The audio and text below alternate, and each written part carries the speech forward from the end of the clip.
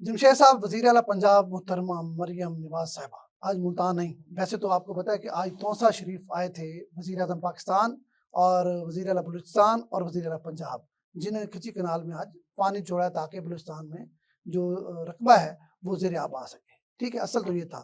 پھر مریم صاحبہ وہاں سے ملتان آئیں، اور ملتان کا جو اس وقت اہم ترین ایشو ہے ملتان کا، نشتر اسپتال ملتان کا، جہاں آپ کو پتہ ہے ایڈز کا بڑا سکینڈل ہے. آپ نے پروگرام بھی کیا، لوگوں کو بتایا بھی صحیح کہ وہ کس طرح کوتاہی ہوئی، کس طرح غفلت ہوئی.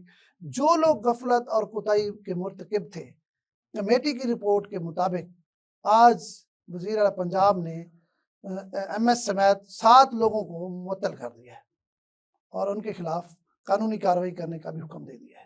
تو یہ کیا کہیں گے اس کے حوالے سے؟ دیکھیں، سب سے پہلی بات یہ ہے کہ شکریہ مریم نواز صاحبہ، آپ آئیں اور ملتان میں پہلی دفعہ ایک پبلک ایشو کے اوپر آپ نے سنجیدگی کا نوٹس لیا اور خود آپ نے وقت نکالا. اور مصروفیت میں سے اگرچہ آپ گئی مظفر گڑھ تھیں اور توسا کے علاقے میں گئی تھیں، لیکن واپس آئیں اور آپ نے آ کر اسپیشلی آپ نشتر اسپتال میں گئیں، آپ نے بریفنگ لی اور اس کے بعد جو کمیٹی نے ریکمینڈ کیا، جن کو ذمہ دار ٹھہرایا، اور جو بھی لوگ تھے جن کی غفلت تھی، وہ ایم ایس سے لے کر نیفرالوجی وارڈ کے ہیڈ سے لے کر سینئر رجسٹرار سے لے کے رجسٹرار سے لے کے ایڈمن رجسٹرار سے لے کے ان سب لوگوں کو آپ نے معطل کر دیا. یہ معطلی صرف کافی نہیں ہونی چاہیے، ذمہ داری کا تعین ہونا چاہیے کہ ان کے خلاف قانونی کارروائی ہوگی جو لوگ غفلت کے مرتکب ہوئے ہیں. اور میرا یہ خیال ہے کہ جب جیسے آپ کو پتا ہم نے یہ پروگرام بھی کیا اور چیزیں کی کہ ہمارے ہاں صرف احساس ذمہ داری ہے، ہمارے ہاں جو اس کو کس انداز میں جب ڈیوٹی پر آپ کھڑے ہوں تو کس انداز میں اس کو نبھانا چاہیے. باقی آپ جتنی مرضی چیزیں کر رہے ہوں، لیکن اگر آپ اس میں اگنور کر رہے ہیں، جب آپ کو پتہ ہے کہ آپ کو پتہ ہے کہ ان کی اسکریننگ ہونی ہے. انسانی زندگیوں کا سوال ہے، مطلب کوئی دیکھیں پیسے کا سوال نہیں ہے، لوٹ مار تو ہو ہی رہی ہے، انسانی زندگیوں کا سوال ہے. آپ انسانی زندگیوں سے کھیل رہے ہیں، پیسہ کما رہے ہیں، یہ عوام خاموش ہے، لوٹ مار ہو رہی ہے، لوگ آپ کو ایکسپٹ کر چکے ہیں. آپ کو پتہ ہے جو اور پہلو ہیں تھوڑے سے اس واقعے کے کہ کیا ہے یار، 25 لوگوں میں ایڈز کے وہ شامل ہوئے ہیں، ٹھیک ہے، ان میں سے آپ کو پتہ 10 خواتین ہیں.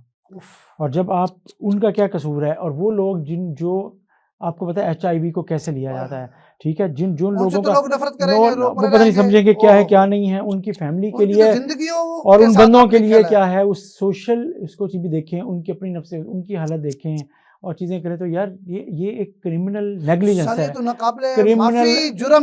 کرمنل نیگلیجنس ہے. اور اس کے واقعات کو جیسے آپ ہمیں سمجھنا چاہیے کہ نہیں ہونے چاہیے، اور جو اس میں ملوث ہے غیر ذمہ دار ہے، اور اس کا جو تعین ہے اگرچہ سرکاری ایک کمیٹی کر چکی ہوئی ہے، لیکن پھر بھی دیکھنا چاہیے. اور اصل بات کیا ہے یار، آئندہ نہیں ہونا چاہیے. کیا یہ کافی ہو جائے گا؟ اور اس کے لیے آئندہ کے لیے ایس او پی کیا ہے؟ اگرچہ ایس او پی ہے تو اس کے اوپر امپلیمنٹیشن کیسے؟ ماضی تو بتا رہا ہے کہ ہمیشہ سسپینڈ ہوتے ہیں، ایک کمیٹی بنتی ہے، انکوائری رپورٹ آتی ہے، اگر کوئی بہت بڑا سیریس ایشو جس طرح یہ تھا تو کچھ لوگ سسپینڈ ہوتے ہیں. میں ماضی کی بات کر رہا ہوں. اب یہ مریم صاحبہ کا یہ امتحان ہے.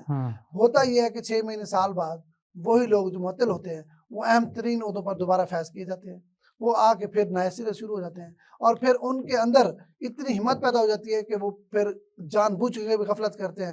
میں پہلے کہہ رہا ہوں کہ بھائی دیکھیں، یہ جتنے لوگ ہیں، اب یہ تو کمیٹی نے ان کے خلاف مطلب ساری ظاہری بات ہے ہر پہلو سے اس کی تحقیق کی ہوگی نا، یہ کوئی معمولی بات تو نہیں تھی. جس طرح آپ بات آ رہے ہیں کہ 25 میں سے 10 خواتین ہیں، ان خواتین کی زندگی بھی گئی، مردوں کی زندگی اپنی جگہ خطرے میں چلی گئی. پھر بھائی اس لیول پہ جتنی یہ لوٹ مار کرتے ہیں، آپ کو حکومت نہیں پوچھتی، آپ کو لوگ نہیں پوچھتے. کم از کم یار آپ اتنا کچھ اس سے کما رہے ہیں، اس کو کھا رہے ہیں، کم از کم انسانی زندگیوں پر تو ترس کھا لیں.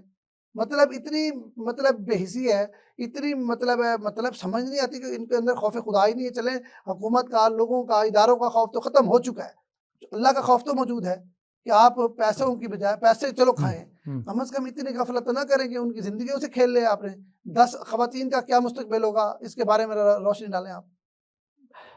ان کی فیملی کس طرح سوچتی ہوگی، ان کے بچے، ان کی فیملی، ان کے بھائی، ان کے شوہر، ان کے والدین. کیا وہی میں آپ سے جیسے اہم بات کی ہے، کیا دیکھو وہ لوگ اپنے آپ کو ڈیفینڈ ہی نہیں کر سکتے، نہیں کر سکتے. اب مسئلہ پتہ ہے کہ اب یہاں پہ کیا ہوگا، اب کیا پی ایم اے ملتان اس میں اپنے ان جو ساتھی ڈاکٹرز ہیں ان کو بچانے کے لیے کتنا رول پلے کرے گی. اس کا نتیجہ یہ ہوگا کچھ عرصے بعد جیسے یہ معاملہ ٹھنڈا ہوگا ایک اپیل جائے گی, چیزیں ہوں گی, ان کو بحال کیا جائے گا, چیزیں ہو جائیں گی.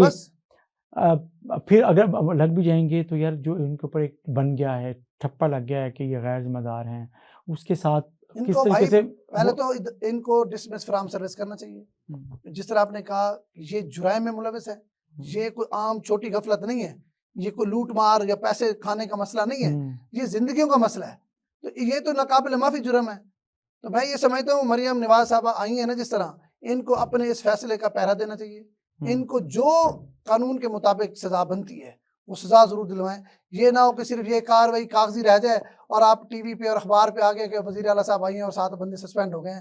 یہ صرف معطلی تک بات نہ رہے, ان کو جو سزا ہے وہ ضرور ملے. دیکھ لیتے ہیں جو جیسا آپ آخر میں کہتے ہوتے ہیں نا کہ دیکھتے ہیں جی کہ مریم نواز صاحبہ جیسے آپ نے کہا کہ اگر انہوں نے یہ انکوائری کمیٹی کی روشنی میں, سفارشات کی روشنی میں ان کو معطل کیا ہے تو یہ آپ کے ہوتے ہوئے یہ بحال ہوتے ہیں یا نہیں ہوتے ہیں, یہ خود وزیر اعلیٰ کا بھی اگر یہ بحال ہوں گے تو پھر ہم اس پر اسی فورم پہ بیٹھ کے پھر ہم یہ وزیر اعلیٰ کا بھی امتحان ہے.